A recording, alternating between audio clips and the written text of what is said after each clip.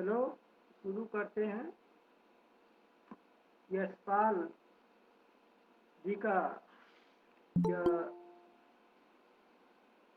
पाठ लिखा हुआ पाठ है, जिसमें यशपाल जी के बारे में पहले हम लोग जानते हैं। यशपाल जी का जन्म सन 1903 में पंजाब के फिरोजपुर छावनी में हुआ था। छावनी का मतलब कंटोनमेंट एरिया थी। सेना के जवान जहाँ पर रहते हैं वो छावनी कहलाती है। तो इनके पिताजी सेना में रहे होंगे और वहीं पर 1903 में इनका जन्म हुआ। प्रारंभिक शिक्षा कांगड़ा में ग्रहण करने के बाद लाहौर के नेशनल कॉलेज से उन्होंने बीए किया। बीए की पढ़ाई उन्होंने लाहौर के नेशनल कॉलेज से की। वहाँ उनका परिचय भगत सिंह और सुखदेव से हुआ।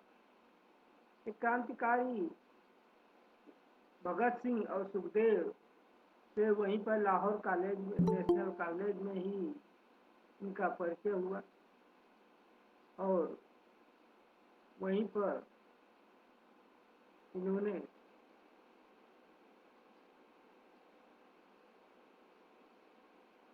शिक्षा ग्रहण की।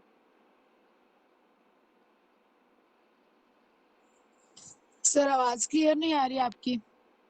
अच्छा, अब जा रही है?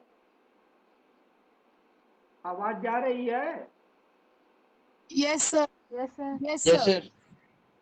हाँ, तो वहाँ उनका परिचय भगत सिंह और सुखदेव से हुआ। स्वाधीनता संग्राम की क्रांतिकारी धारा से जुड़ाव के कारण वे जेल भी गए। अब इनकी साथ जो भगत सिंह और सुखदेव जी का जो साथ हुआ इनका, जिसके कारण स्वतंत्रता संग्राम की विचारधारा से जुड़ गए थे और जिसके कारण उन्हें कई बार जेल जाना भी पड़ा। उनकी मृत्यु सन 1976 में हुई। यशपाल की रचनाओं में आम आदमी के सरोकारों की उपस्थिति है। सरोकार माने होता है संबंध। आम आदमी के संबंधों के विषय में इन्होंने अपनी रचनाओं में स्थान दिया है। वे यथार्थवादी शैली के विशिष्ट रचनाकार हैं। यथार्थवादी जो वास्तविक स्थिति होती है, जो सत्य होता है, तो उससे संबंधित उन्होंने सत्य घटनाओं पर, जैसे लगता है कि वास्तविक जीवन में ये घटना घटित हो रही है, वैसे यथार्थवादी शैली में, शैली लिखने की जो तरीका होता है, लिखने का जो तरीका होता है, जो शैली होती है, उसमें विशिष्ट रचनाकार माने जाते हैं। सामाजिक विषमता, समाज में जो विषमता फैली हुई थी, जिसके कारण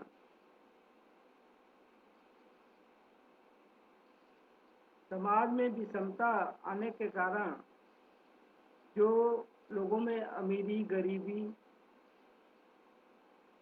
का जो भाव था, उसको उन्होंने उस अपनी रचनाओं में स्थान दिया।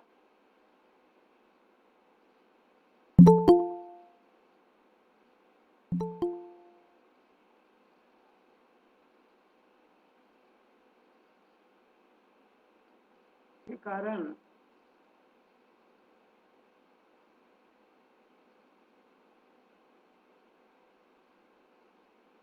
करें कि राजनीतिक पाखंड, राजनीति में जो दिखावापन था, जो पुरानी रूढ़ियां चली आ रही थी, उनके खिलाफ इन्होंने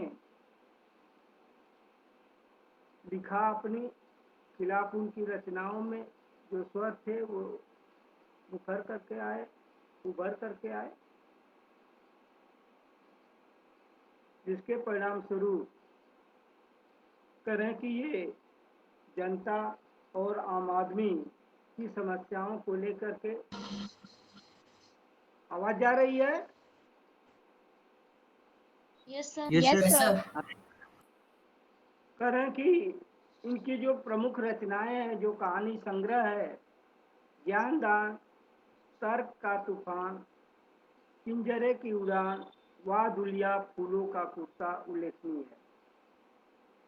उनका बेटा झूठा सच उपन्यास भारत विभाजन की त्रासदी की मार्मिक दस्तावेज।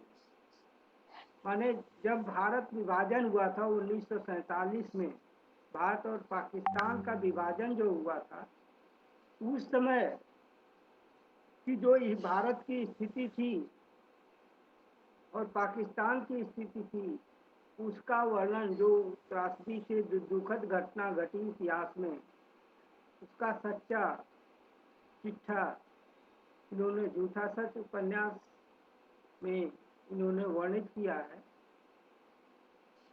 बेटा उस समय जो स्थिति है, आपने गदर पिक्चर देखी होगी, देखे हो? Yes yes sir. सर। गदर पिक्चर भी वह भारत विभाजन की त्रासदी को अभिव्यक्त करती है कि विभाजन हो गया, कैसे एक भाई दूसरे भाई को, हिंदू मुसलमान के बीच में दंगे हुए, जिसमें दोनों ओर की जानें चली गईं, बहुत से लोग बेघर हो गए। तो ये जो मार्मिक कहानी है, मार्मिक जो प्रमाण है, वो इनकी रचना झूठा सच उपन्यास में दिखाई देती है। इनकी अन्य रचनाएं हैं अमिता, दिव्या, पार्टी कामरेड, दादा कामरेड, मेरी तेरी उसकी बात, उनके ये अन्य उपन्यास हैं।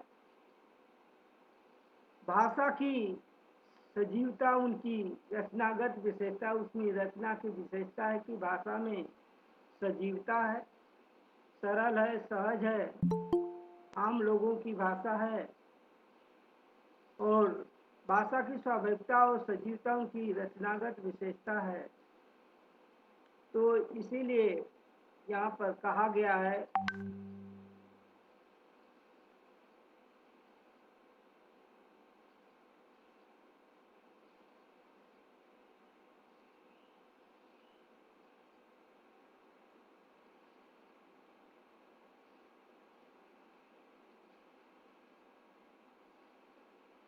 जो ये पाठ है, जसपाल जी का ये जो पाठ है, लखनवी अंदाज, यह व्यंग साबित करने के लिए लिखा गया था कि बिना कथ्य के कहानी नहीं लिखी जा सकती,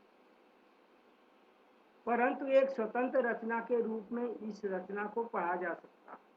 माने इसमें ये कहना चाह रहे हैं कि जब कोई कहानी, लेखक जब कहानी लिखता है तो उसका कथानक होना चाहिए, उसमें पात्र होने चाहिए, उसमें घटना होनी चाहिए। तो इन बिना घटना के, बिना पात्रों की कहानी नहीं लिखी जा सकती है। लेकिन कुछ लोग लिखते हैं तो वह स्वतंत्र रचना के रूप में पढ़ी जा सकती है। यशपाल उस पतनशील सामंती वर्ग पर कटाक्ष करते हैं। सामंत जो जमींदार थे, उच्च वर्ग के लोग थे, जो नवाब लोग थे, करे उन पर व्यंग किया गया है कि उनकी नवाबी तो चली गई, लेकिन उनके अंतर्गत जो समाहित उनके अंदर नवाबी का स्वभाव था, वह चला नहीं गया अभी तक। वह रस्सी जल गई लेकिन ऐठन नहीं गया, यह कहावत यहाँ पर चर्चात होती है। जो वास्तविकता से बेखबर, वास्तविकता से जो लोग दूर हैं, जिन्हें नहीं पता है वास्तविकता करें, कि जो लोग बेखबर, एक बनावटी जीवन शैली का आदी है, करें कि जो वास्तविकता से लोग दूर हैं, बनावटी जीवन जीते हैं, ऐसे लोग समाज के लिए बड़े ही दिखावा करते हैं समाज में। कहना न होगा कि आज के समय भी ऐसे परजीवी लोग, परजीवी संस्कृति को देखा जा सकता है। दूसरों के ऊपर आधारित संस्कृति को देखा जा रहा है, जो अपने नवाबी को दिखाते हैं, लेकिन वास्तविक स्थिति वह नहीं है। आज के ज़माने में तो लेकिन दिखावा करने वाले लोग बहुत लोग हैं जो दिखाते हैं कि हमारी स्थिति और लोगों से भिन्न है, हम उनसे बेहतर हैं, हमारी जीवन शैली भी उनसे बेहतर है, अपनी वैभवी दिखाते हैं। ऐसे लोगों पर कटाक्ष किया गया है।